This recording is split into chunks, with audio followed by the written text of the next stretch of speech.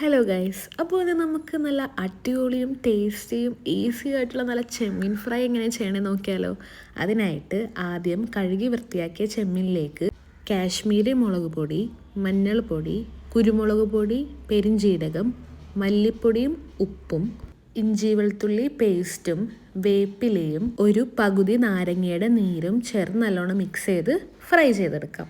ചെമ്മീൻ mix ചെയ്തിട്ടുള്ള ബാക്കി ആ മസാല വേണം കേട്ടോ. ഇനി ആ സെയിം ഓയിലിലേക്ക് ഉള്ളി, തേങ്ങ, ചെമ്മീൻ്റെ മസാലയും ഇട്ട് നല്ലോണം മിക്സ് ചെയ്തിട്ട് അതിലേക്ക് വേപ്പിലയും ഉപ്പും ഇടിച്ച മുളകും ഒരു പകുതി നാരങ്ങയുടെ നീരും കൂടി ഇട്ടിട്ട് ഒന്ന് മിക്സ് ചെയ്യണം. എന്നിട്ട് ഫ്രൈ ചെയ്ത് മാറ്റി വെച്ച് ചെമ്മീനും കൂടി ആഡ് ചെയ്ത് കഴിഞ്ഞാൽ അടിപൊളി ചെമ്മീൻ ഫ്രൈ ഇവിടെ റെഡി ആയി കഴിഞ്ഞു.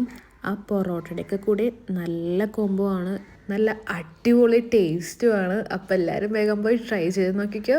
അപ്പോൾ ശരി, ബൈ.